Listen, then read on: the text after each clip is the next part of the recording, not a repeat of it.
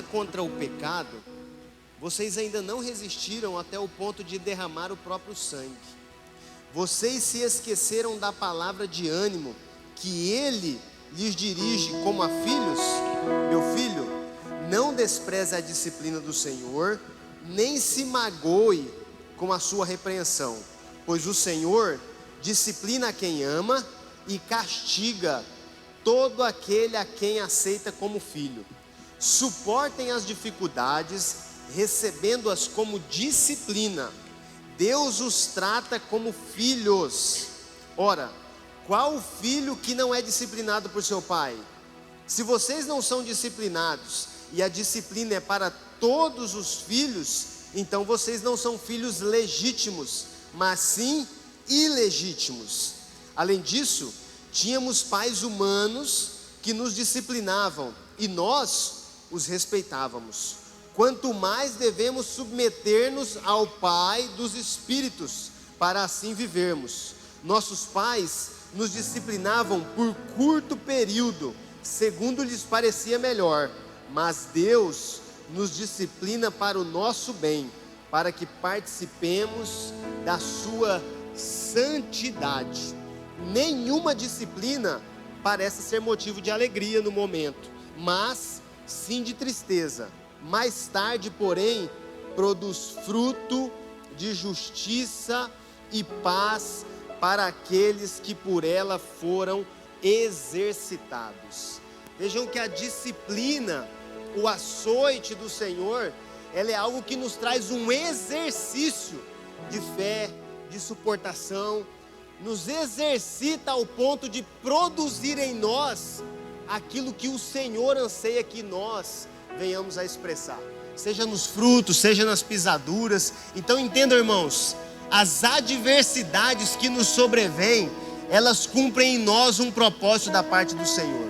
O que nos compete, o que nos cabe é suportar esse período de dificuldade, até que o Senhor faça com que em nós mesmos, que sofremos as dores de um determinado processo ou de momentos de aflições, venhamos a frutificar segundo a boa, perfeita e agradável vontade do Senhor, amém? Que nós possamos nos confortar, sabendo que o Senhor é conosco e tem propósito nesses dias de choro, de lágrima e de angústia. E à medida em que nós descansamos nele, que nós possamos ter, sentir, receber o refrigério na nossa própria alma, até que tudo se estabeleça e fique bem para a glória de Deus, amém? Vamos juntos adorar e louvar o nome do Senhor Jesus. Em tua presença reunimos-nos aqui, contemplamos tua face e rendemos-nos a ti, pois um dia a tua morte trouxe vida a todos nós e nos deu completo acesso ao coração do Pai. E o véu que separava já não separa mais, a luz que outrora apagada agora brilha e cada dia brilha mais. Só pra te adorar e fazer teu nome grande e te dar o louvor que é devido. Estamos nós aqui.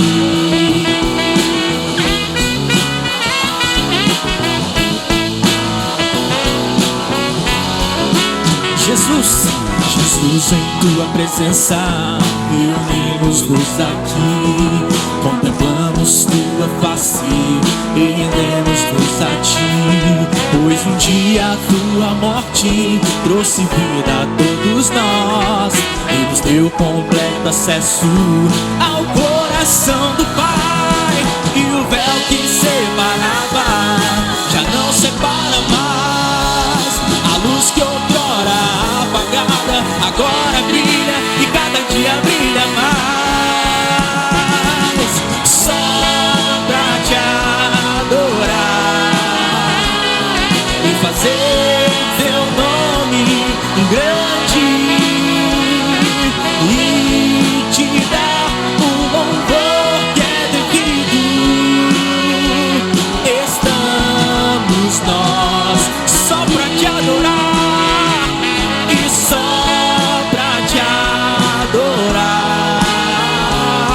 e fazer seu nome grande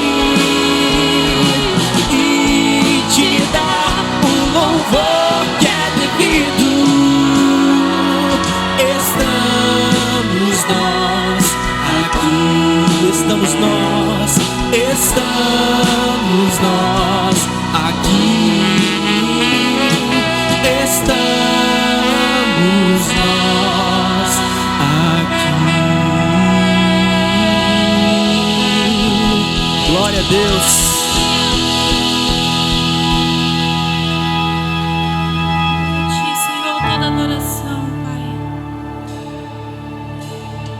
Digno de toda a honra e de toda a glória, Deus.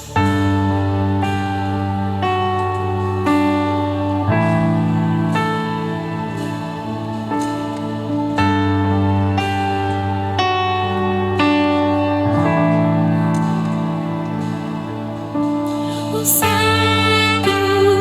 e os anjos prostram-se a ti. Os anciãos rendem suas coroas ao Cordeiro e a Ele cantam. Tu és digno de tudo. Tu és digno de tudo.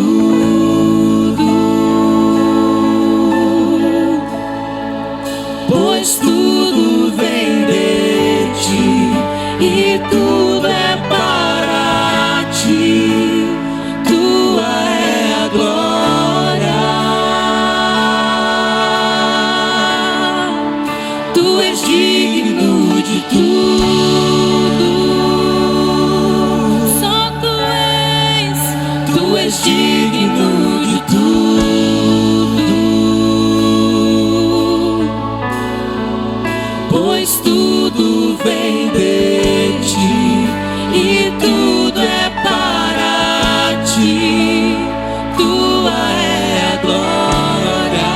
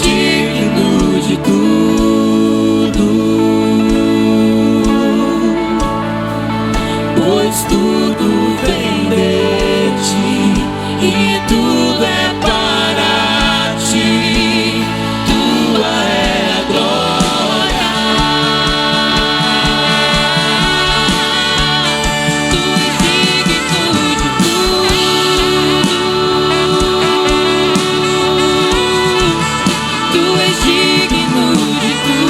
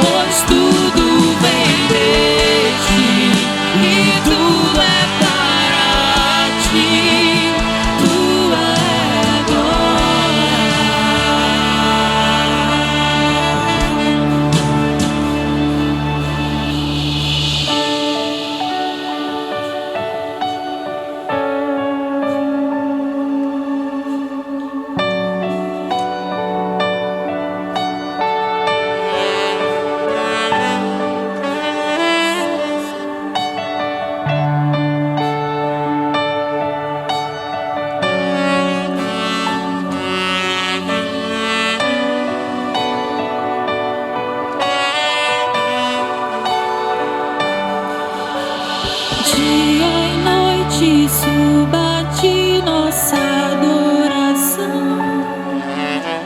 Dia e noite suba a ti nossa adoração.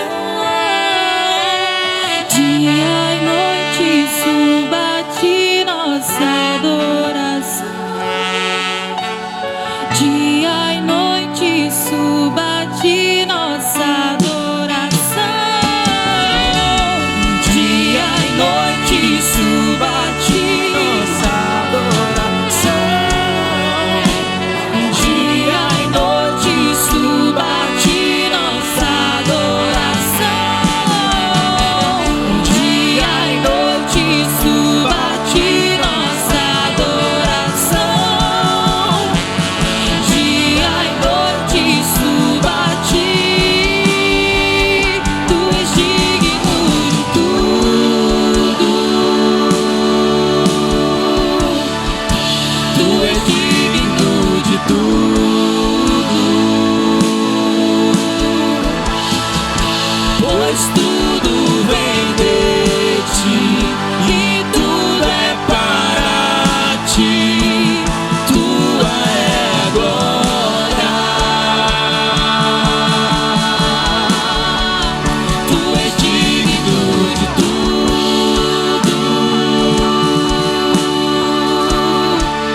Tu és digno de tudo.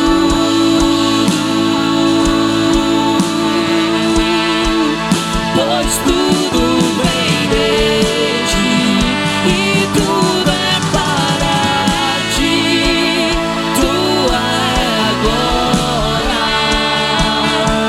Te exaltamos, te exaltamos, te exaltamos, te exaltamos,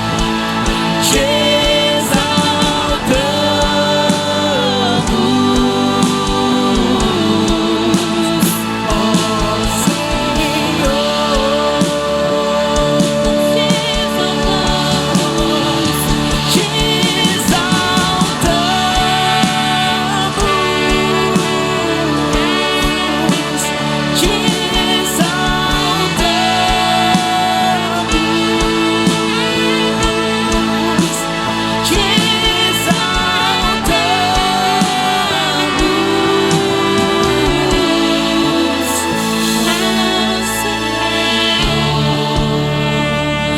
Te exaltamos, te exaltamos,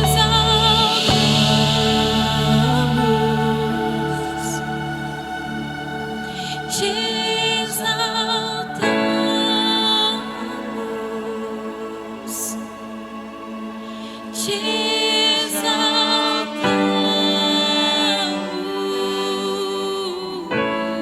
exaltamos, ó Senhor.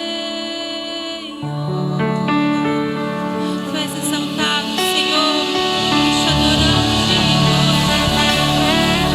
para sempre, sempre, sempre exaltado, Jesus.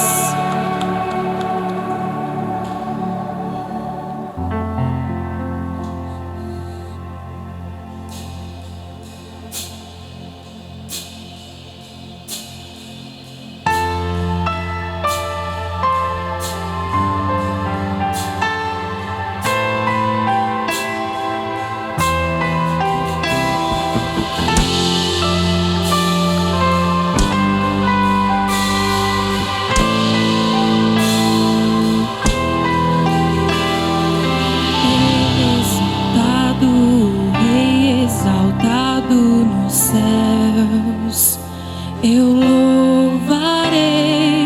Ele exaltado para sempre, exaltado o seu nome. Louvarei.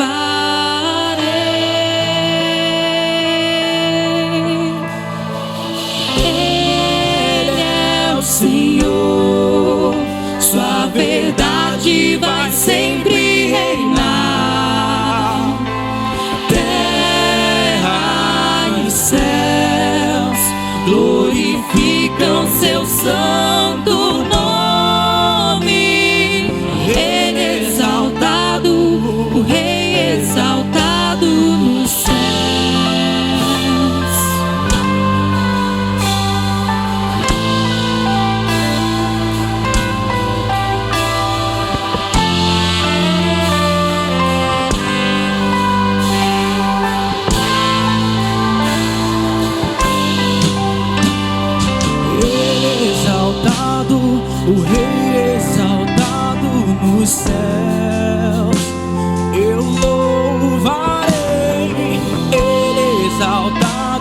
seja sempre exaltado o seu nome. Louvarei.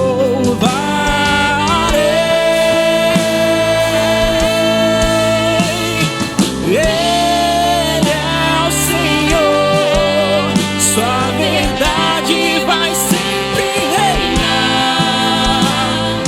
Terra e céus glorificam seu santo nome. Ele é exaltado, o Rei exaltado nos céus. Ele é o Senhor, Ele é o Senhor, sua verdade vai sempre reinar. Terra e céus glorificam seu santo nome. Ele é exaltado nos céus. Ele é exaltado, o Rei exaltado nos céus. Ele é exaltado, o Rei exaltado nos céus.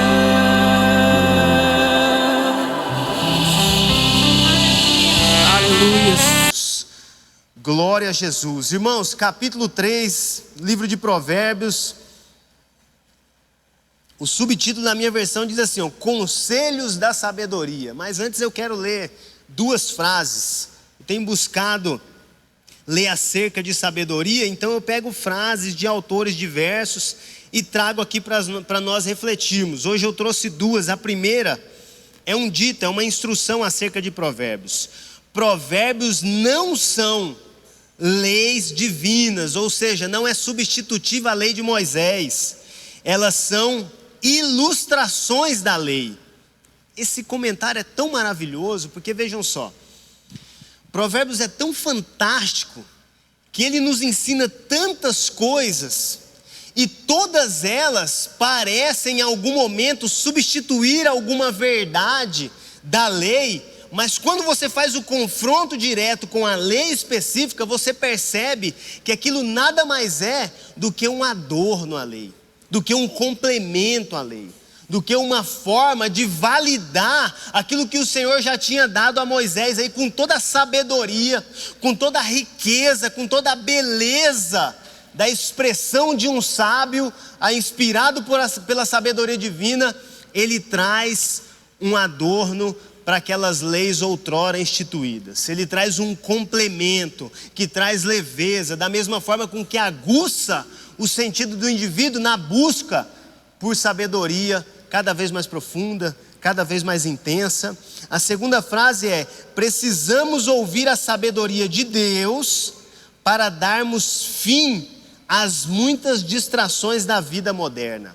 Olha, a busca por sabedoria é algo que parte da simplicidade, mas você compreende um complexo tão profundo de coisas, que isso por si só te tira das distrações e aleatoriedade. Vou te fazer uma sugestão. Se você dedicar essa semana a uma busca intensa, conforme a intensidade que nós vimos lá no capítulo 2, com aqueles que são os garimpeiros, os mineradores, com aquele labor com que eles buscavam, com que eles buscam um valor monetário, buscam a moeda, buscam o ouro, a prata. Se essa semana vocês fizerem um propósito particular, isso é uma sugestão, irmãos, de buscar sabedoria, ainda que seja somente a partir do capítulo 4, você vai ver como isso tem o poder de te imergir naquilo que é a vontade, o propósito, o desígnio de Deus para você, na mesma medida em que Ele tira de você toda a possibilidade de distração. E quando você se distrair, quando você buscar aquilo que é aleatório, aquilo que é averso à palavra de Deus, você vai ter uma percepção do quão longe você está, de quão nítido é a dispersão e a aleatoriedade para a qual você está se inclinando, e quão grande é o prejuízo que você tem diante dessa busca. Então, fica essa dica para você experimentar essa frase aqui. no decorrer da sua semana. Agora vamos para a leitura dos conselhos de sabedoria do capítulo 3. Irmãos, são 35 versos. Eu vou fazer o possível para nós passarmos por todos eles, mas não quero ter o prejuízo de compreensão de nenhum, tá? Então, se nós não chegarmos lá, perdoe-me, paciência, nós vamos ter um tempo oportuno para revê-los. Meu filho, não se esqueça da minha lei, mas guarde no coração os meus mandamentos, pois eles prolongarão a sua vida por muitos anos e lhe darão prosperidade e paz.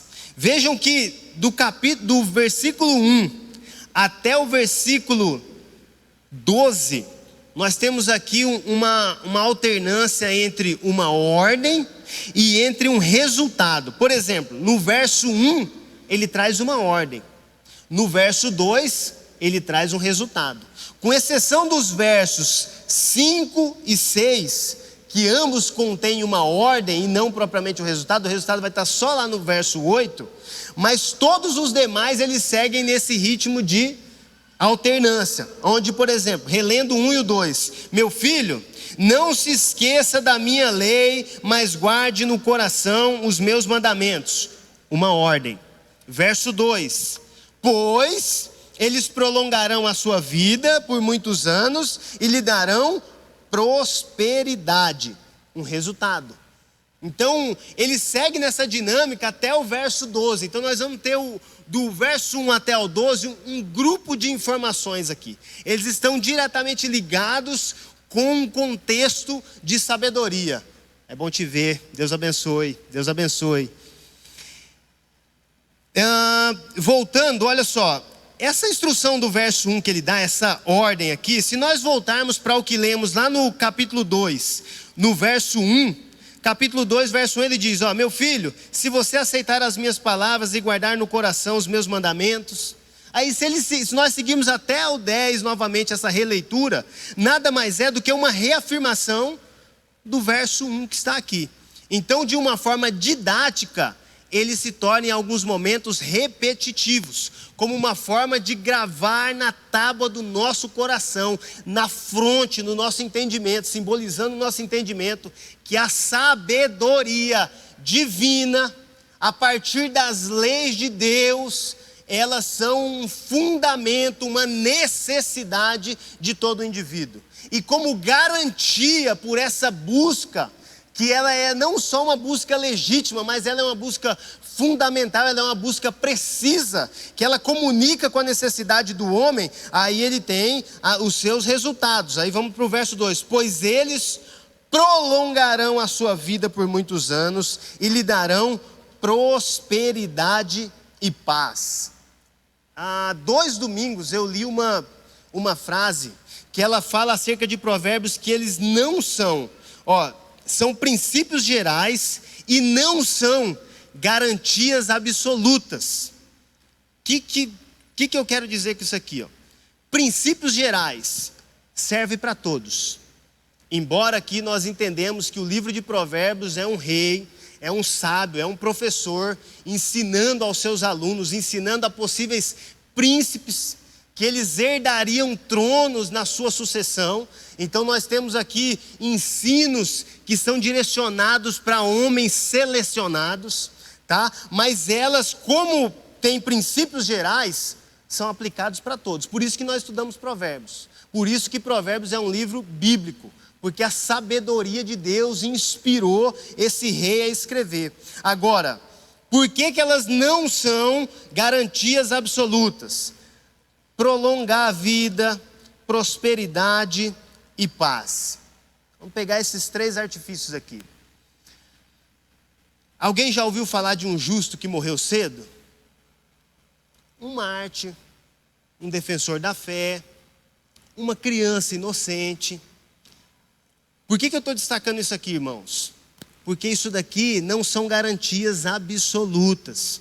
Não quer dizer que não vão haver injustiças.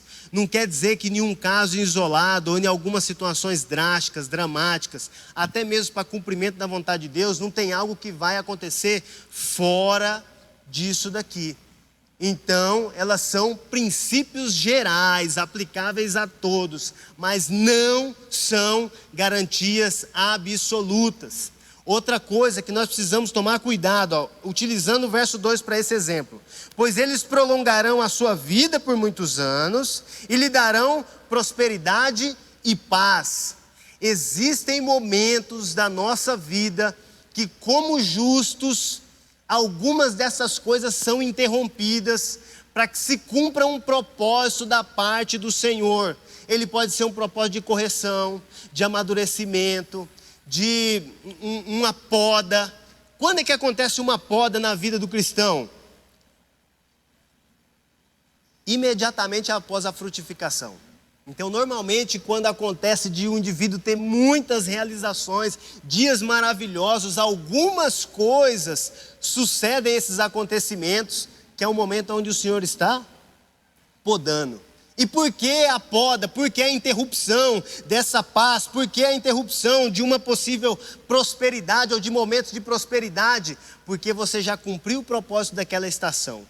Você floresceu, frutificou, entregou os seus frutos, vem a poda para que você seja inserido numa nova estação e nela você tenha um plantio, um crescimento e uma frutificação ainda maior e ainda melhor para a glória de Deus. Então, quando o Senhor interrompe algumas questões na nossa vida, primeiro, Ele é soberano e pode. E como não só alguém que pode, mas entende que em função da sua sabedoria deve, por vezes nós somos podados dentro desses ciclos de bênção, o que não quer dizer que foi interrompida a prosperidade e a paz que ele está citando aqui. Por quê? Porque a prosperidade bíblica, ela não se resume somente a dinheiro. E prosperar envolve todas as áreas da nossa vida, inclusive prosperar diante de situações, de adversidades e lutas, porque nelas nós somos forjados, aperfeiçoados para batalhas ainda mais intensas, para vitórias ainda maiores, para edificações mais significativas, para contribuições ainda mais generosas. Então, a interrupção em alguns períodos desse tipo de promessa, de proposta da parte de Provérbios, ela é uma necessidade não de Deus contra nós, mas uma necessidade nossa enquanto indivíduos. Por isso que nós sofremos algumas frustrações e dores, mas eu vou falar um pouco mais disso mais adiante. Olha o verso 3, que o amor e a fidelidade, uma ordem aqui, jamais o abandonem, prenda-os ao redor do seu pescoço e escreva-os na tábua do seu coração. Na enquete online foram feitas 2 perguntas, e uma delas está associada ao verso 3 e ao verso 22, e aí foi posto lá a respeito da dúvida, por que no pescoço? O que quer dizer prenda ao redor do pescoço? Qual que é o símbolo que contém nisso? Nós falamos acerca desse verso lá no capítulo 1, que o pescoço é o lugar onde eram postos os colares.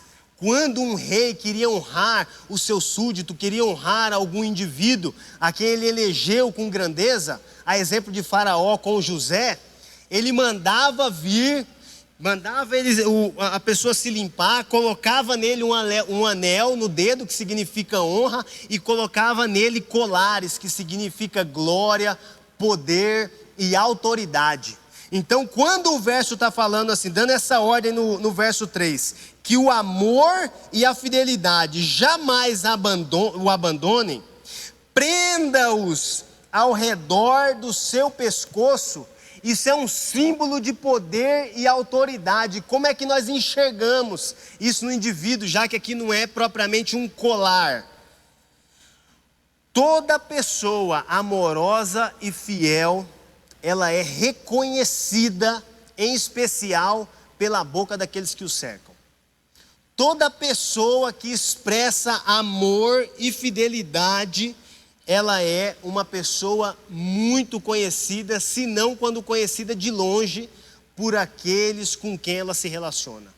Esse tipo de comportamento, elas são postas como um colar no indivíduo, que representam essa autoridade, que representam essa glória, que representam essa expressão de poder, a partir das virtudes que a lei do Senhor, ela incentiva, em especial a partir de Provérbios, que o amor e a fidelidade jamais o abandone, eles são um ornamento. Prenda-os ao redor do seu pescoço, escreva-os na tábua do seu coração, ou seja, coloque isso no mais alto nível da sua vida. Amor e fidelidade na mais alta estima, não só como algo do qual você se agrada, e normalmente nós olhamos para o amor e fidelidade cobrando isso dos outros, né? Ah, mas fulano não é amoroso e nem fiel. E você é amoroso e fiel? Quem pode receber essa grande dádiva, esse colar que traz uma glória ao indivíduo e ser reconhecido, lembrado, visto dentro dessa congregação como alguém que é amoroso e fiel? Aí você pode pensar em alguns nomes aí para você valorizar alguém a partir dessas virtudes e também fazer uma reflexão contra você.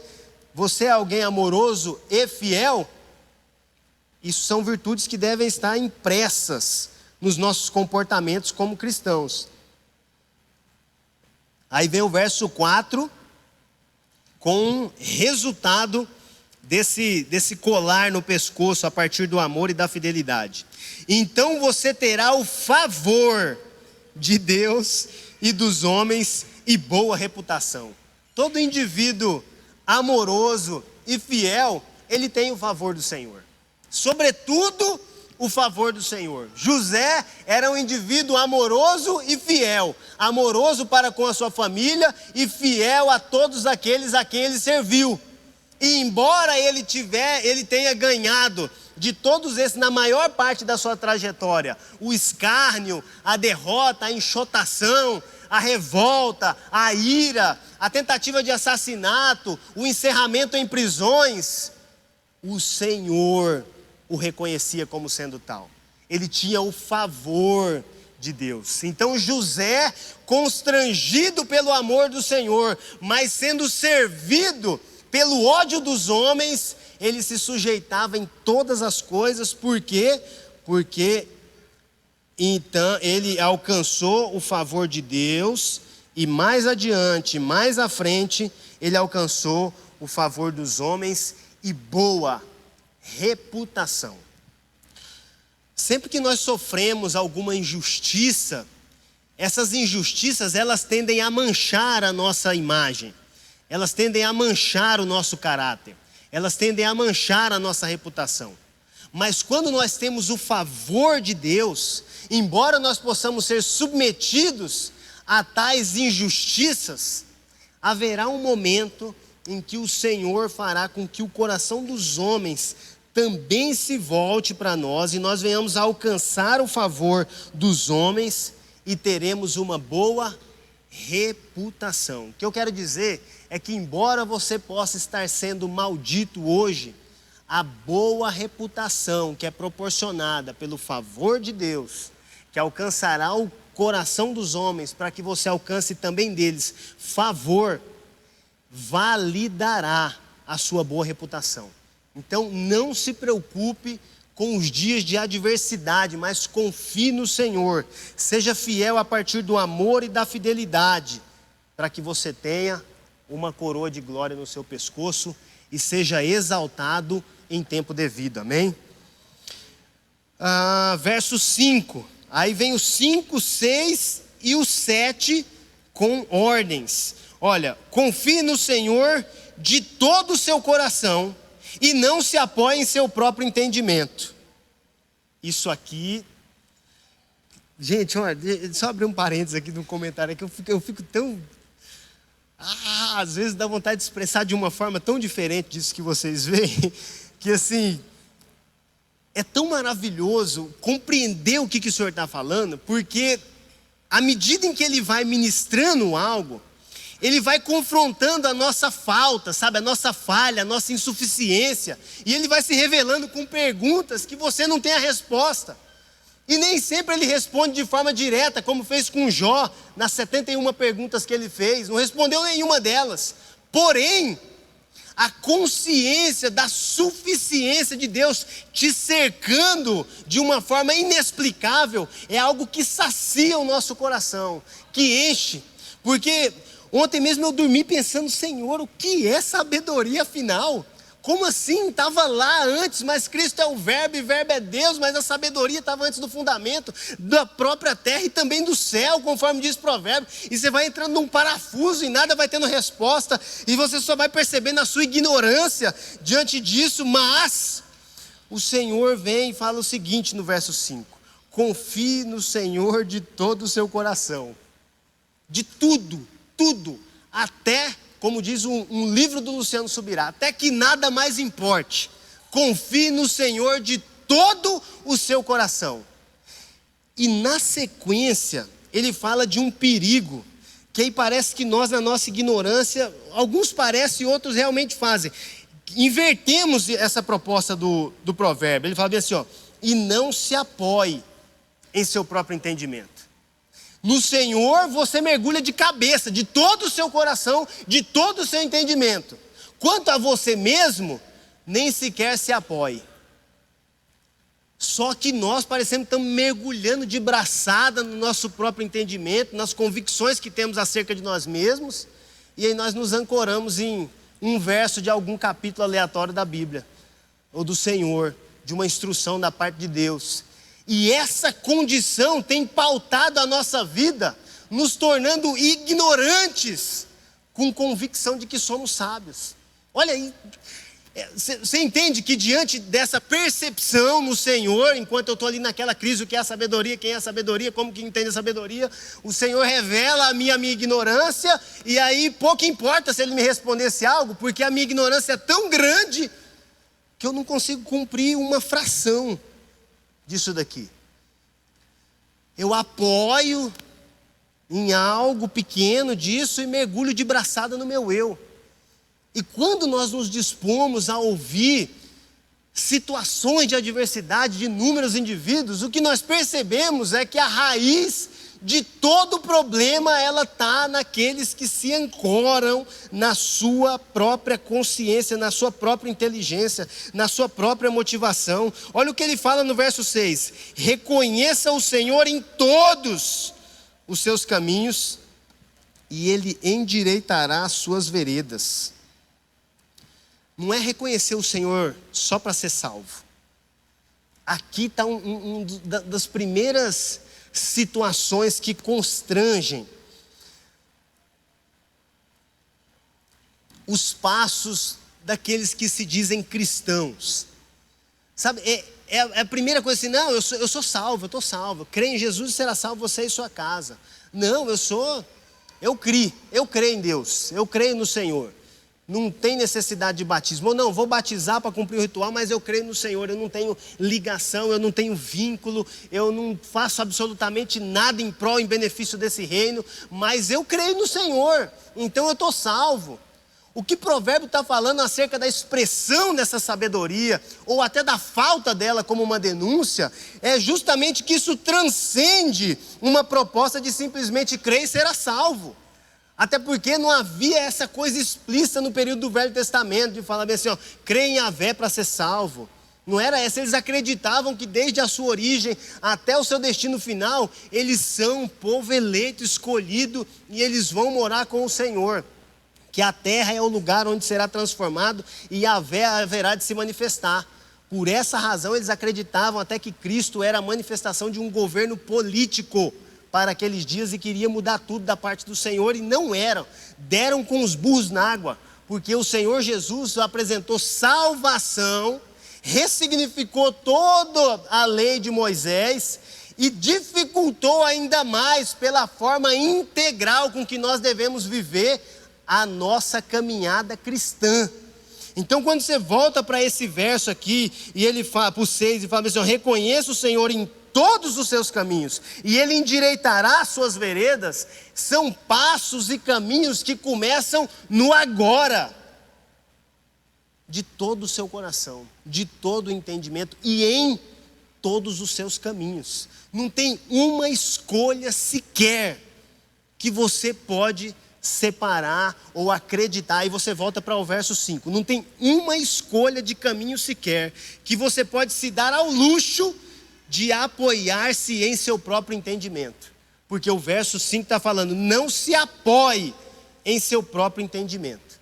Estou falando de pessoas em si mesmadas, crentes em si mesmas, convictas de que estão sendo direcionadas por Deus, mas a partir da sua própria consciência, a partir da sua própria interpretação das coisas. Você já confrontou as suas interpretações? Olha que exercício confuso. Como é que você vai confrontar as suas próprias interpretações? Pela palavra associada à oração. Já estou aqui te dando dicas de como você, para aqueles que irão fazer, vão tirar essa semana para se dedicar ao Senhor de todo o seu coração, ao ponto de tirar você de todas as distrações desse século, desse tempo. Entende, irmãos? É tudo, é devotar todas as coisas e todo o seu ser. Aí no verso 7 ele continua com essa ordem: não seja sábio aos seus próprios olhos, tema o Senhor e evite o mal. O sábio aos próprios olhos, ele nada mais é do que um orgulhoso. Quem acredita que é demais, ele nada mais é do que um reflexo do próprio orgulho. Se tem um ambiente que corrompe um sábio, é justamente o ambiente dos elogios. Nós precisamos tomar cuidado com isso, porque embora seja bom, ele valide o que de bom nós estamos a fazer, mas o elogio, sabe, o excesso, a lisonja, as palavras que em todo tempo te envaidecem, mesmo quando você mesmo reconhece que não é isso tudo, mas aquilo te seduz de tal maneira que você acredita ser, ou estar, ou enfim, está na direção certa e de repente você tropeça e cai. E os mesmos que te lisonjeavam são aqueles que irão te condenar, te apontar de forma ferrenha. O mesmo povo que lançava as roupas, as vestes, as galhas de árvores para que Jesus entrasse com a jumentinha e falou: hosana nas alturas, bendito vem em nome do Senhor. Foi o mesmo conjunto de povos que lá no ato da crucificação falou: crucifica-o, queremos Barrabás. Todo aquele que se estriba no próprio entendimento, ele é orgulhoso, ele está seduzido pelo próprio eu, pela convicção de si, mas ela muitas vezes tem origem, nasceu a partir da boca de alguém ou de muitas pessoas. Então você é demais. Cuidado. É uma sugestão. Do contrário, saiba também que você tem liberdade de se lambuzar nisso, irmãos. Você tem total liberdade. Mas a sugestão da palavra do Senhor é que você se entregue de todo o coração e em todo o seu caminho. Aí no verso 8, um resultado. Isso lhe dará saúde ao corpo e vigor aos ossos. O que? Não ser sábio segundo o próprio caminho, reconhecer o Senhor de todo o coração, em todos os seus passos, não se apoiar no seu entendimento. Isso dará saúde ao corpo. Ao corpo foi o termo inserido na Septuaginta, porque no original hebraico, no aramaico, fala a respeito do umbigo. Então faz menção à criança como sendo alimentada na barriga da mãe. Toda a sua nutrição, toda a sua fonte de vida, ela vem pelo umbigo. Então é como se o texto, ao invés de dizer, isso lhe dará saúde ao umbigo, aí na Septuaginta, os 70 tradutores colocaram a palavra corpo. Isso dará saúde ao corpo. Mas quando nós nos remetemos ao original, fala da saúde vital, primária, primordial, desde o ato da formação do indivíduo no ventre da sua mãe. É desde lá que ele está fazendo menção acerca dessa vida, desse vigor. Aí na sequência ele coloca assim, ó, e vigor aos ossos, que lá no original também aponta para a medula, que embora eles não tinham o conhecimento científico que hoje existe, da importância da medula, quais são as suas ações, a sua ação protetiva, bem como a sua ação de irrigar os ossos. A palavra do original no hebraico, sabe para o que ela apontava? Aguagem. Então se fala de aguagem, é justamente uma das funções da medula óssea. Então é como se dissesse assim, ó, isso lhe dará saúde ao umbigo e aguagem aos ossos. Porque o osso, sem a ação das medulas, ele fica seco e facilmente quebrável. Agora, quando ele é irrigado pelas células do sangue que nascem ali, que são construídas ali, o osso tem vigor. Então, quando nós olhamos para a estrutura do corpo, nós sabemos que tem o osso, mas nós não o vemos. Porém, o texto, a partir da sabedoria do rei, foi naquilo que irrigava os ossos e dava vigor e saúde a ele. Aí que eu entrei em parafuso mesmo, porque como que nesse tempo alguém tinha tamanha sabedoria, embora não tenha aberto um corpo humano, para descobrir tudo isso ou para mencionar algo de forma tão assertiva? E é interessante um paralelo que existe entre a importância dessa função e a alternativa, a possibilidade que nós temos de descartá-la. Por quê? Porque embora seja vital, isso garante o nosso vigor, o nosso sustento, o nosso corpo ereto, bem estruturado, bem formado, a partir da irrigação dos ossos, é algo que acontece num campo invisível, então eu posso desprezar. O que o Senhor está falando quando Ele valoriza a sabedoria, o entendimento, a compreensão e todas essas coisas, é que aquilo que Ele faz é aparentemente invisível, mas isso te traz saúde, vigor e sustento. Isso é vital para a nossa vida, para a sua vida, para a minha vida. Nós dependemos na integralidade, na totalidade da ação invisível, e que por vezes se torna visível a partir de um milagre, mas da ação contínua e invisível, daqui para todo sempre, do que Deus faz. É em todo o tempo, irmãos, é em todas as coisas. Então quando ele aponta para essa aguagem que traz vigor aos ossos, o Senhor está falando, está para além do que vocês podem imaginar, está para além do que vocês estão pensando. A minha grandeza, ela está para além daquilo que vocês podem arquitetar, e ela é manifesta fora, aonde os olhos de vocês podem e não podem contemplar em função da grandeza, mas também ela está dentro de vocês em todo o tempo, desde a sua estrutura espiritual, almática e física, em todas as áreas o Senhor está.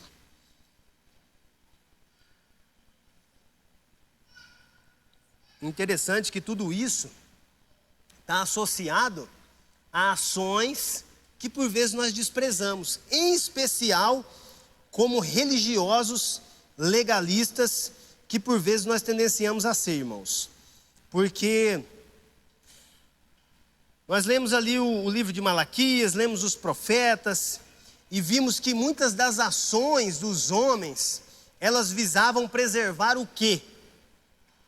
O reino, as estruturas, visavam trazer um bem-estar para as coisas do templo, para as ofertas oferecidas e colocadas diante do altar do Senhor, mas eles negligenciavam aquilo que a palavra traz como fundamental.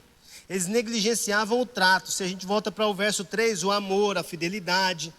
Eles negligenciavam todas as ações que o indivíduo que tem a manifestação de Yahvé para os do Velho Testamento e a manifestação de Cristo por meio do Espírito Santo para os cristãos da atualidade, que somos nós, as virtudes de Deus, por vezes, é aquilo que nós mais negligenciamos, em detrimento de uma suposta defesa da nossa roupagem de religião.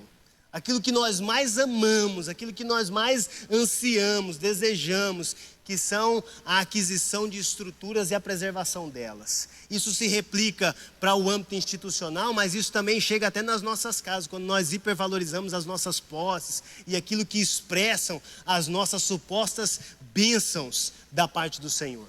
Quem sabe o nosso maior objeto de busca hoje é algo material, é algo perecível, é algo que não significa nada para o Senhor, embora por vezes Ele nos conceda pelo seu amor e fidelidade. Está vendo que sempre o que liga uma ação a uma reação, um acontecimento, está diretamente relacionado ao amor, a fidelidade, em especial da parte de Deus, e todo aquele que é justo, todo aquele que é fiel, todo aquele que é amável, ele alcança o favor de Deus. E por alcançar o favor de Deus, Ele também, pela sua fidelidade, nos acrescenta coisas. Mas a preservação obcecada pelas coisas e das coisas não significa nada, porque isso não passa de trapo de imundície para o Senhor. O que significa? Eu e você, a partir de uma relação saudável, sincera, como corpo de Cristo, como igreja de Jesus Cristo, a partir de comportamentos de fidelidade e de amor. Deixa eu ir adiante, senão não vou sair daqui desses versos, irmãos. Verso 9. O verso 9 ele fala assim, ó, honre o Senhor com todos os seus recursos e com os primeiros frutos de todas as suas plantações. Os seus celeiros ficarão plenamente cheios e os seus barris transbordarão de vinho. Quero ler uma frase aqui de um médico que era missionário, filho de pastor britânico, o senhor Wilfred Grenfell, médico e missionário britânico. A frase dele é a seguinte: o serviço que prestamos a outras pessoas é realmente o aluguel que pagamos pelo nosso espaço na terra. Essa segunda parte eu quero que vocês prestem muita atenção. Um homem é um viajante, pelo que ter posse, ter e manter o que se tem, não é o lema da vida. Pelo contrário, esse lema é dar e servir, não há outro significado para a vida. Esse amor pelas coisas, esse apego por aquilo que Deus dá deliberadamente a todos aqueles que pedem a Ele, que se empenham por Ele, pela causa dEle. É como a dificuldade de entregar algo que você tenha consciência que Deus é quem lhe deu. Aí nós poderíamos falar longamente, discorrer acerca das questões dos dízimos e das ofertas, mas o texto, ele é muito explícito. Além dessa necessidade, essa importância de se dar deliberadamente, ele destaca aqui no verso 9, e com os primeiros frutos de todas as suas plantações, a primícia. Nós falamos bastante disso aqui no ano passado, quando líamos os profetas, porque eram trazidos também num contexto de dízimo, para sustento do templo, para sustento dos sacerdotes, dos levitas, justamente a primícia de toda a plantação, de todo o gado e até mesmo dos filhos, quando a tribo de Levi ainda estava sendo formada. O primogênito macho era trazido e era entregue no templo para que ele formasse uma tribo de homens separados. Você vai ler isso de uma forma muito dinâmica e envolvente no livro de Samuel. Samuel foi o primeiro filho da mulher estéril e que foi entregue para o sacerdote Eli, e ele é que deu seguimento nessa linhagem. Foi um dos primeiros ali a ter um acúmulo de funções. Ele era profeta e também sacerdote e juiz nos seus dias. Então pula essa parte aqui que está vinculada com o dízimo, verso 11, mais uma ordem. Meu filho, não despreze a disciplina do Senhor, nem se magoe com a sua repreensão. Resultado, pois o Senhor disciplina a quem ama, assim como o pai faz ao filho de quem deseja o bem. Aqui nós precisamos balancear muito bem, tá? Em especial para aqueles que têm autoridade. Vai desde a autoridade do pai, da mãe, mas também as autoridades a partir de uma investidura de poder, de patentes, de cargos, enfim. Se tem algo que o texto fala aqui, irmãos, no início ele fala para o filho de forma direta: meu filho, não despreze a disciplina do Senhor, nem se magoe, ou seja, nem se entristeça, nem se amargure com a sua repreensão. É fato que o Senhor vai nos repreender, Ele vai nos abater em algumas circunstâncias, Ele vai interromper os nossos caminhos, e isso cumpre um propósito de amor. Porém, nós temos uma grande dificuldade de sermos repreendidos, de sermos interrompidos, de sermos desamparados muitas vezes pelo Senhor, porque a nossa visão, ela enxerga o agora, o nosso querer, a nossa vontade. Isso está diretamente vinculado com os versos anteriores, exemplo do 5, quando nós nos ancoramos no nosso eu, nas nossas convicções. Então nós temos um plano bem traçadinho aqui, e se o Senhor interrompe esse plano bem traçadinho aqui, a minha tendência é rebelião, se revoltar, se magoar, vou abandonar a fé. Aí eu ameaço o Senhor, eu luto com Ele ali em oração: Senhor, como, por quê, quando, aonde? Até porque de fato é muito difícil entender algumas coisas. Mas no 12, ele traz uma balança de equilíbrio, pois o Senhor, aqui há uma garantia, o Senhor disciplina, ou seja, ele sustenta o verso 11 inteiro, aí ele complementa: ele disciplina a quem ama, assim como o pai faz ao filho de quem quer bem. A primeira coisa, o pastor Cote, ele faz uma definição que o contrário, o contraditório, o extremo oposto do amor, normalmente nós pensamos ser o ódio, mas só que o extremo oposto do amor é a indiferença. Normalmente o ódio está vinculado a um amor desvirtuado, porque por vezes alguma pessoa que odeia muito, ela amou antes, ou então ela ainda ama e não aceita a perda, então ela passa a odiar como uma forma de eliminar a pessoa para que não sirva para mais ninguém senão para si mesmo. Então o ódio pode ser uma expressão de amor desvirtuado. Agora a indiferença, segundo as definições que ele constrói, é o extremo oposto do amor. E isso fica expresso aqui nesse versículo, porque ele diz o seguinte, pois o Senhor disciplina a quem ama, assim como um pai faz ao filho. Ou seja, ele não se torna indiferente à sua desobediência. Agora, se porventura você segue numa vida de pecado deliberado, e o Senhor falou, e falou há muito tempo, e de repente a sua voz cessou, pode ser que a expressão de indiferença da parte do Senhor esteja sobre você. Eu sugiro que você se preocupe muito se isso estiver acontecendo. Eu não estou falando de você estar buscando algo aos pés do Senhor e o Senhor não estar te respondendo. Entendam isso e separem. Eu estou falando acerca daqueles a favor de quem o Senhor vem insistindo: volta, se arrepende, faz, renova a aliança, volta, vem de novo, vamos seguir junto. E você segue na sua vida indiferente de pecado, segue na sua conduta, no seu comportamento. Pode ser que a indiferença do Senhor se manifeste em seu desfavor, e aí você se veja em maus lençóis.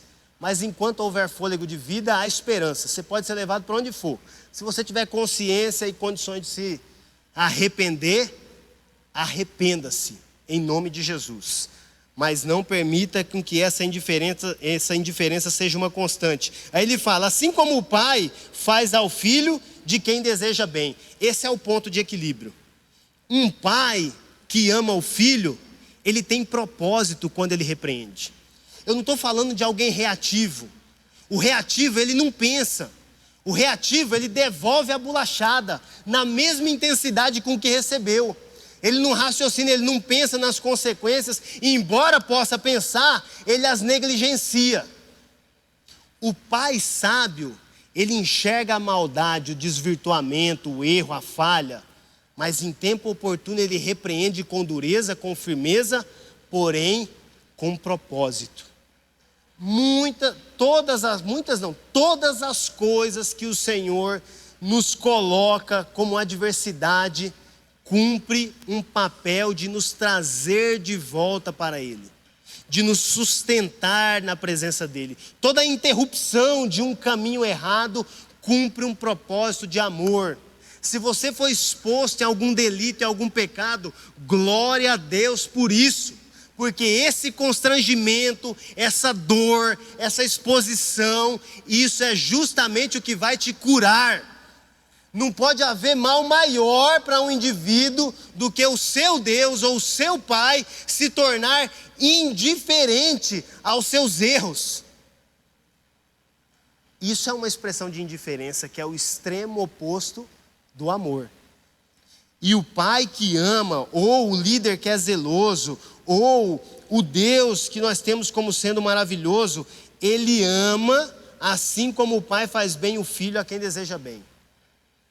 Então a repreensão é um bem danado que Deus pode nos fazer. A disciplina é um favor.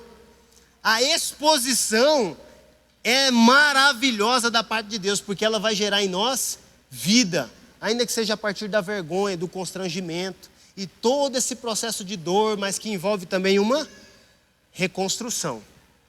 Amém? 16 minutos, irmãos. Ô Jesus, nos ajude. Aqui eu encerro esse grupo do 1 ao 12, que fala acerca da sabedoria, mas dentro de uma proposta. Do verso 13 ao 20, nós vamos ter uma mudança de tom aqui, mas eu vou conseguir passar neles de uma forma mais dinâmica, porque ele repete muitas das coisas que nós já lemos. Como é feliz o homem que acha sabedoria, o homem que obtém entendimento. Esse homem que obtém, ele também pode ser traduzido para o termo extrai. Então, se é o homem que extrai o entendimento, nós podemos nos voltar para o capítulo 2, quando fala acerca daqueles que cavam em busca da compreensão, do entendimento, da sabedoria, e a partir de muito labor, nós falamos muito disso no domingo passado, muito suor, ele busca até alcançar os tesouros preciosos. Então, relendo o verso 13, com o termo extrai ao invés de obtém, ele fica assim, ó: como é feliz o homem que acha a sabedoria. Mas como que ele acha? O homem que extrai o entendimento, é alguém que busca por demais. Verso 14, pois a sabedoria é mais proveitosa do que a prata e rende mais do que o ouro. É mais preciosa do que rubis, nada do que você possa desejar se compara a ela. Esse você desejar está diretamente vinculada com o verso 5 e o verso 6. Todo aquele que é ensimesmado, todo aquele que está apoiado no seu próprio entendimento, ele pode desejar muitas coisas, mas o que o Senhor está garantindo pela sua palavra é que o valor da sabedoria excede todos os seus pensamentos. Seja eles quais forem, ainda que o de morar na lua, a sabedoria excede o valor de todos os seus pensamentos, ou seja, ela excede o valor de todos os seus valores, de todos os seus princípios morais, éticos, financeiros, de toda a espécie e gênero, ele excede tudo isso. Só que por vezes nós ficamos no vazio do entendimento, porque você fala assim, como? Se eu tenho uma necessidade, e a minha necessidade bate na minha porta hoje, o que me adianta buscar o entendimento? Irmãos, todo aquele que se empenha pelo Senhor, pela sua causa, busca, ele encontrará o que o verso diz, o que foi dito no texto alguns versos atrás? O favor de Deus. O favor de Deus, ele é um benefício disponibilizado para todo homem que o busca. Fala que ele vai encontrar o favor de Deus, o favor dos homens e terá boa reputação. Mas diante da sua necessidade, você que é justo, você que é sincero, você que é honesto diante do Senhor e o busca de todo entendimento, Ele te dará favor. Mas o favor de Deus, Ele não resume o todo da sua sabedoria que excede o valor da prata e do ouro e dos rubis e das safiras e de toda espécie de pedra preciosa. é muito para além. O problema é que quando nós lemos um verso como esse, nós nos frustramos, porque a frustração ela nos remete ao nosso conceito de riqueza. E o nosso conceito de riqueza está diretamente associado a ter a possibilidade de muitas posses, de muitos acúmulos. A nossa preocupação é a fatia que eu posso levar para casa. E o Senhor está falando, cara, esquece isso. Esquece isso. E me busque de todo o seu coração, de todo o seu entendimento. Aí olha no verso 15. É mais preciosa do que rubis. Nada do que você possa desejar se compara a ela. Na mão direita, a sabedoria lhe garante vida longa. E na mão esquerda, riquezas e honra. Os caminhos da sabedoria são caminhos agradáveis. E todas as suas veredas são paz. A sabedoria é a árvore da vida, a quem a abraça. Quem a ela se apega será abençoado. Isso aqui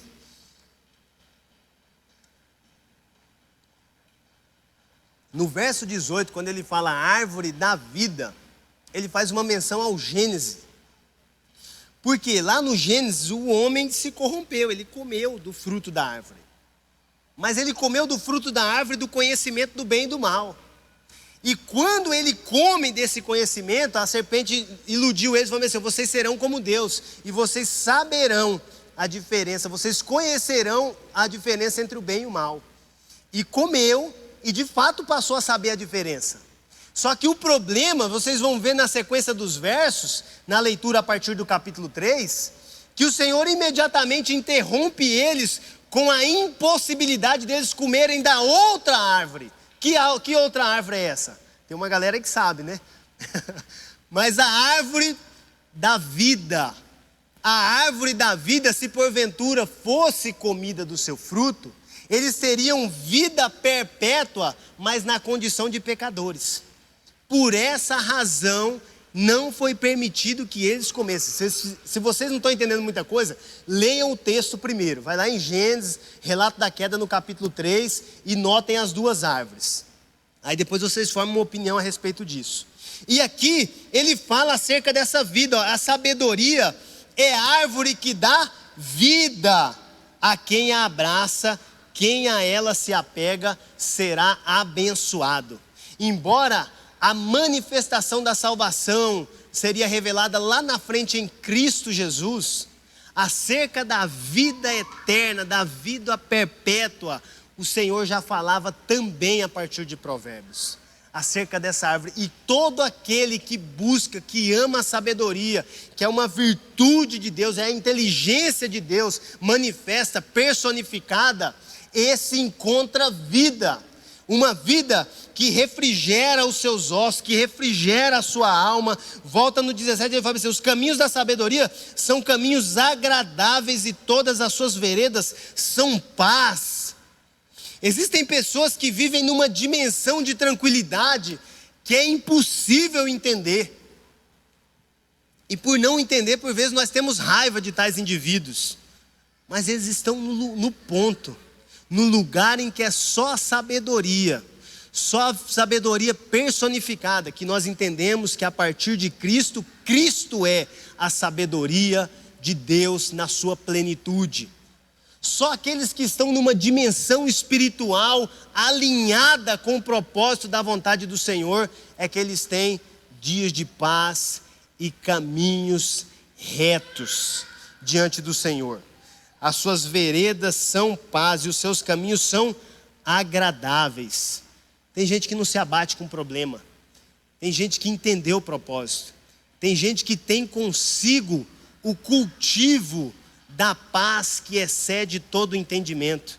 Veja, irmãos, aqui está a diferença de um crente carnal e de um crente espiritual. Ambos têm a morada do Espírito. Mas um cultiva mais aquilo que ele enxerga, aquilo que ele vê, aquilo que é palpável, aquilo que é visível, aquilo que é notório, aquilo que traz para ele elogios. Enquanto o espiritual, ele cultiva aquilo que da parte do Senhor está manifesto no indivíduo. E ele se relaciona com a sabedoria de Deus, que é Cristo, por meio do Espírito morando em nós. E quando ele se relaciona com essa sabedoria personificada, fazendo morada, ele encontra a paz em si, que excede todo o entendimento externo, que excede todo o entendimento acerca dele. Então por isso ele não se abala. Existem guerras e rumores de guerra, haverá uma nova pandemia, mas o cristão genuíno que se relaciona com o Espírito, ele está constante, ele está plenamente satisfeito, ele está fartamente em paz, porque a manifestação da sabedoria está dentro dele e ele a cultiva, ele se relaciona com ela de todo o seu coração, com todo o seu íntimo. Verso 19: por sua sabedoria o Senhor lançou os alicerces da terra, e por seu entendimento fixou no lugar os céus. Por seu conhecimento as fontes profundas se rompem, e as nuvens gotejam o orvalho. Aqui é só uma descrição de coisas fundamentais. O que seria das plantas da relva se não fosse o orvalho da madrugada? Como que períodos de seca seriam suportados se porventura não houvesse a manifestação do orvalho? E o Senhor fala que a inteligência divina é o que faz manifestar as fontes profundas que se rompem. E essas, lá no verso 20, essas fontes profundas que se rompem e as nuvens gotejam o orvalho, faz uma menção direta ao que aconteceu antes do dilúvio. Quando todo mundo entrou na arca ali com Noé, aqueles a quem o Senhor havia selecionado, aqueles que aceitaram o convite, que foi Noé e sua família. E aí o Senhor abre as comportas do céu, manifesta as mais profundas fontes, e aí a chuva por mais de 45 dias, e a terra é inundada, e todos são mortos, e a humanidade, ela é refeita a partir daquela ação. Tudo aquilo está diretamente ligado com a sabedoria de Deus. Para finalizar, irmãos, faltam 5 minutos entre orar e tem mais um verso para eu comentar que foi pedido na enquete. Quando nós nos deparamos com a sabedoria, é impossível que nós venhamos a compreendê-la na totalidade. Até porque, se nós observarmos a manifestação dela lá em Gênesis, que está desde antes da criação do mundo e tudo aquilo que nele há, nós vamos entender que nós estamos inseridos, nós fazemos parte da expressão da sabedoria. Então não posso entender aquela que ajudou a me formar e me compor, mas eu posso me saciar dela. Sabe, é como se nós estivéssemos dentro do pacote de sabedoria e nós queremos entender ela de fora, mas na verdade nós somos o resultado da expressão dela, que a sabedoria nada mais é do que a inteligência de Deus, a suficiência de Deus, a totalidade para a construção e edificação de todas as coisas. Então nós somos o resultado daquela que se expressou com Deus quando não havia céu e quando não havia terra.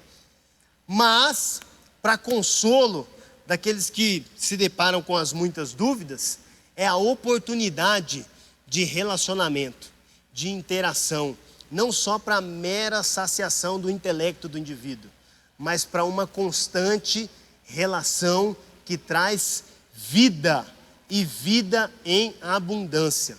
Nós vamos seguir lendo e compreendendo que a sabedoria, ela não é apenas, ela não é uma mera expressão de um conjunto de virtudes. Ela representa tudo aquilo que nós fazemos ou como deveríamos fazer. Me faltam palavras para poder descrever todos os pensamentos que vêm.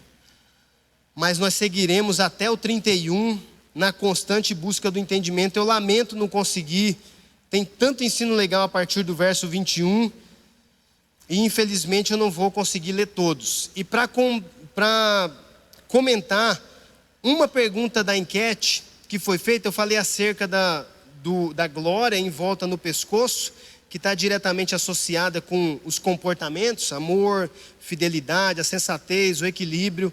Mas também foi feito, não seja sábio, verso 7 foi pedido. Não seja sábio aos seus próprios olhos, tema o Senhor e evite o mal. E a pergunta é, como saber se eu sou sábio?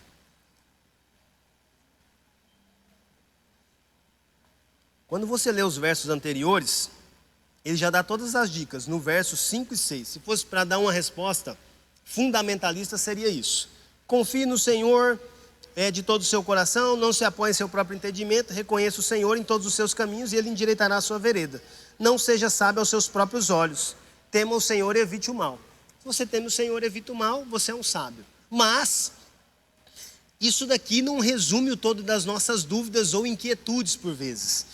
Uma característica forte, irmãos, de um sábio, de um indivíduo que busca o conhecimento, que busca o entendimento, que busca a sabedoria como um todo, é justamente a convicção daquilo que ela não é. Porque a sabedoria, sobre tudo que ela pode nos ensinar e nos conceder, ela revela a nossa própria ignorância. E quando você busca a sabedoria, você encontra, ou à medida em que você vai experimentando ela, em que você vai encontrando frações dela, você vai se apercebendo. E quando você se apercebe, você não tem mais nada do que ver a não ser a própria ignorância. Então todo indivíduo sábio, ele tem convicções daquilo que ele não é. Ele tem convicções do quanto ele precisa se empenhar para ir mais além, e para saber, e para se edificar ainda mais e mais. O sábio, ele tem uma forte disposição para o silêncio. Até no domingo passado, no capítulo 2, ia fazer uma citação do Henry Ford, que falava, Henry Ford é o criador da Ford, né? E ele era um cara inteligentíssimo e conhecia muito bem os motores que ele construía e também a estrutura dos seus carros. Mas só que a história faz uma observação muito interessante acerca do Henry Ford e o classifica como sábio nesse sentido. Fala que ele tinha uma disposição muito grande de ouvir absolutamente todos aqueles que criticavam os seus carros e os motores que ele fazia. Porque a partir das críticas, ele conseguia aperfeiçoar aquilo que ele já tinha como bom. Então ele dava muito crédito a quem vinha para falar mal daquilo que ele construía. Porque ali ele conseguia enxergar a possibilidade de edificar. Um sábio, ele enxerga na maldade dos maldosos a possibilidade dele ir ainda mais além e de fazer algo ainda mais completo e perfeito. Então, esse pequeno grupo de afirmações, eu espero que ajude a pessoa que fez a pergunta lá na enquete a entender acerca do verso, não seja sábio aos seus próprios olhos, tema ao Senhor e evite o mal. Amém, irmãos? Vamos orar brevemente, eu já passei 1 minuto, eu peço perdão para vocês. Feche seus olhos, curva a sua cabeça. Senhor, nós te glorificamos, nós te bendizemos, nós te exaltamos, nós te agradecemos. Eu te louvo pela tua presença, eu te louvo por tudo que o Senhor tem feito, eu te glorifico porque o Senhor tem sido conosco, o Senhor tem nos acrescentado graça, eu te exalto porque o seu povo tem sido fiel a ti, eu te louvo porque o Senhor tem trazido aqui pais, filhos, jovens, adolescentes, crianças, e o meu desejo é que a tua manifestação seja presente no coração de cada um deles, que eles sejam sábios construtores e edificadores em tudo aquilo que eles fizerem, que eles sejam sagazes e astutos em todas as suas relações, quer elas relações conjugais, quer elas, Senhor, relações comerciais, de toda a diversidade, que eles sejam sábios, astutos, inteligentes, que eles sejam pessoas que confiam no Senhor de todo o seu coração, e que eles tenham em si o acalmar das suas emoções, à medida em que o Senhor irriga os seus ossos, a sua intelectualidade, o seu coração, as suas emoções, à medida em que o Senhor traz calmaria para os corações aflitos e ansiosos pelo dia de amanhã, que fora do Senhor não significa nada.